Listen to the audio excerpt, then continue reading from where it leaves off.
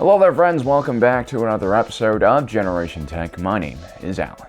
In one of our recent videos, we talked about how the Jedi Order's strategy would have changed during the Clone Wars if Grandmaster Yoda had died in the opening days of the conflict, and Obi-Wan Kenobi had taken his position instead. We talked about how Kenobi's discipline and rational thinking would have changed the composition of the Jedi Order and its relationship to the Grand Army of the Republic. We also talked about how his early interactions with Dooku on Geonosis would have also led him to investigate the corruption in the Senate. Our prediction is that his actions might have forced the Sith to take action against the Jedi much earlier in the conflict. Today we're going to take that what-if scenario into a completely different direction, and I think you guys are going to be surprised with the results of what happens. As we mentioned in our last video prior to the Clone Wars starting, it was actually Mace Windu who was technically next in line to take over the Jedi Order if Grandmaster Yoda fell in battle, or fell asleep. In Legends, Mace Windu held the title of Master of the Order, an elected leadership position appointed by the High Council. Once the conflict started, Mace Windu gave up this title, and it was combined with Grandmaster Yoda's position for a more unified chain of command. Mace Windu would instead focus his efforts directly on the battlefield. But what would have happened if Mace Windu was placed in charge of the Jedi Order? How would the course of the war have changed? Before we continue, please subscribe or else we're going to do horrible things to this porg right here. Hit the notification bell too.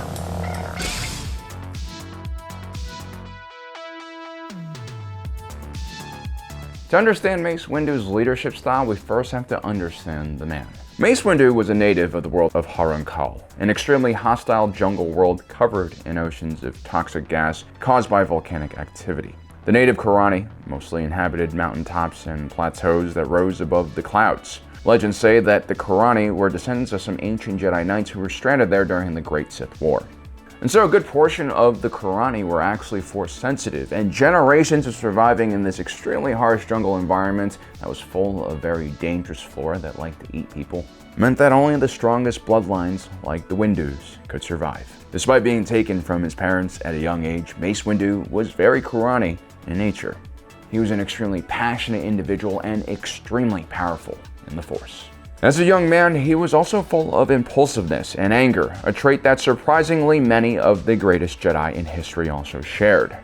But to reach that greatness, these type of individuals first need to tame that emotion within themselves and direct it towards the right purpose. Those who failed went astray, like Anakin Skywalker. Those who controlled it completely found peace, like Obi-Wan Kenobi. But very few individuals were able to walk that fine line of keeping that passion burning, but also staying on the light side of the Force. To better explain how Mace Windu maintained this balance, we only have to look at the lightsaber combat form he invented, known as Form 7 Vapad. Prior to Mace Windu, Form 7 only had one type of lightsaber style, and that was known as Juyo. It was commonly used by Sith Lords such as Darth Maul and Galen Mark, and more or less rejected by the Jedi because it was a highly aggressive combat style that drew from an individual's passion. Usually, this meant anger and hatred. Mace Windu, after many years of trying to tame that passion and emotion inside himself, finally developed an alternative to Form 7 Juyo, which was known as Vapad.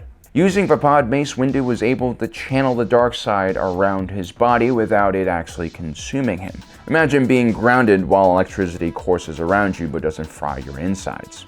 Okay, maybe that's a bad example, but you get what I mean, right? More importantly, imagine how much value this would have in fighting the Sith. Mace Windu was able to easily defeat Palpatine because he used the Sith Lord's own dark side energy to fuel his Vapad. With Mace Windu taking up the leadership position for the Jedi, I can see this form of lightsaber combat being very popular amongst the wider Jedi Order, and this would also protect a lot of these Jedi from the dark side temptations one might face on a battlefield. But more about that later. Before all of you prospective Force users even begin thinking about learning Form 7 or even Form 1 of lightsaber combat, you'll need to trust the lightsaber blade first. So a quick word from our sponsor, ownersaber.com, the premier place to get an awesome lightsaber that completely is not looted from the Jedi Temple. Today, I'll be showing you guys the Guardian X. This is a Xenopixel blade, which means instead of just shining light through a tube, the blade is actually made out of an LED strip so it can do cool stuff like this. Right, blade! Rah! There are tons of pre-programmed modes, colors, and sound effects built into the blade. I personally like the Guardian X a lot because it's the type of lightsaber you would see on a Jedi Temple Guardian.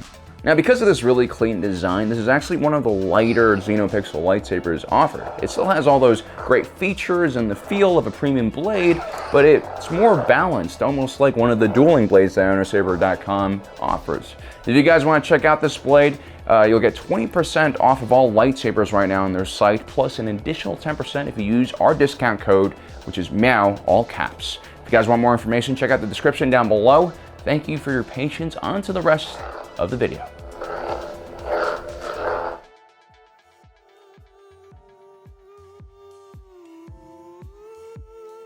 Only the most talented and skilled Jedi could actually create their own lightsaber form. This is less than a once-in-a-generation thing. It was extremely rare.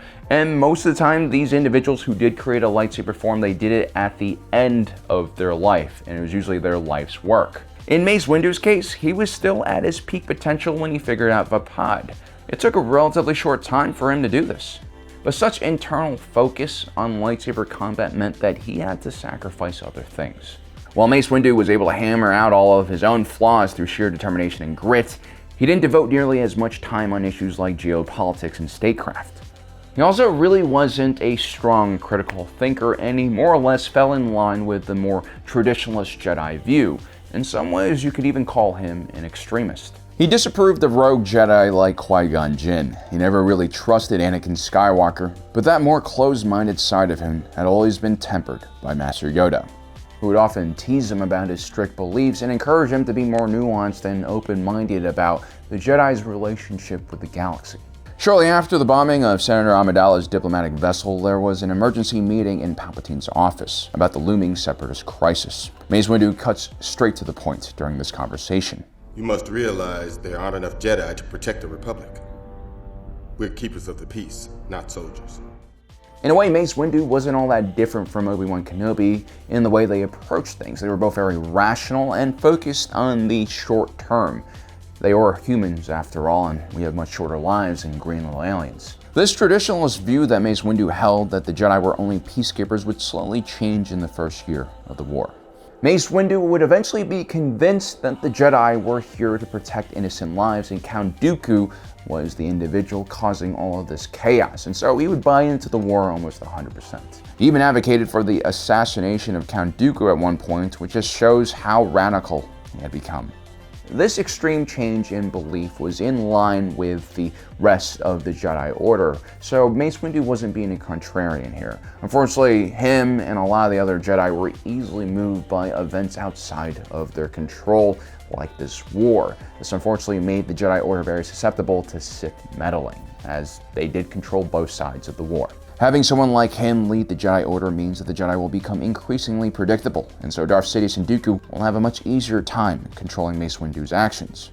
Grandmaster Yoda, for all his shortcomings, moved extremely slow, is very cautious, and very unpredictable.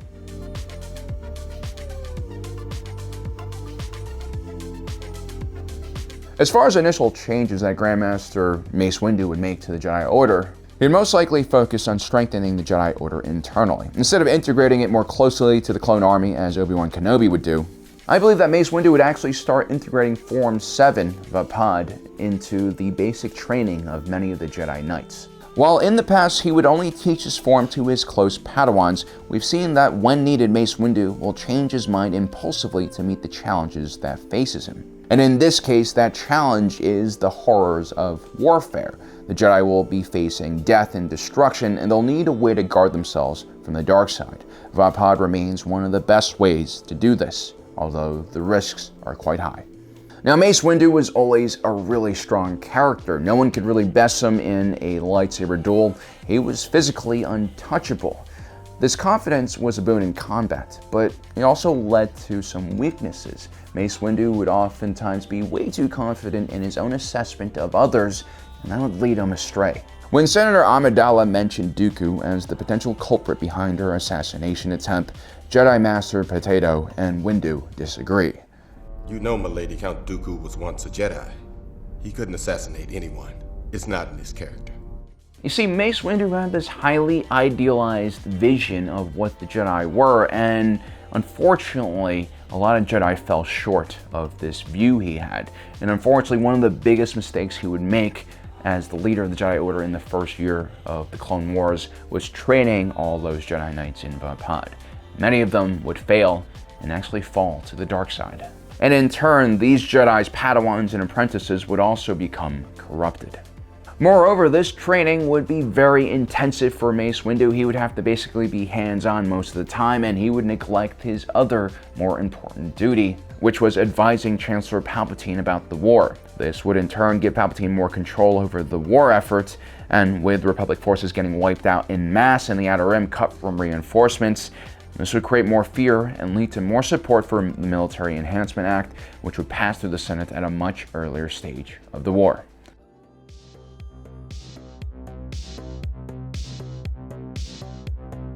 This early misstep that Mace Windu makes will do a lot of damage to the Jedi Order and its image throughout the galaxy. Having mass rogue Jedi roaming around, personally trained by Windu, will shake the public's belief in the Order. But because this is an orchestrated war, Palpatine and Dooku will adjust accordingly so that the Republic isn't just completely wiped out by the Separatists.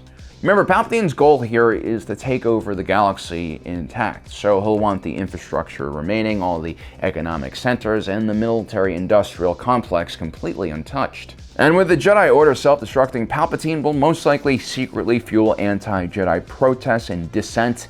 More and more citizens of the Republic will wonder why the Jedi Order are allowed to wield so much power without any checks and balances. This will be a great trial and test for Mace Windu. Luckily for the Jedi, he is one of the most resilient individuals in the entire Order, and while other people would flail in such moments, he actually rises to the occasion.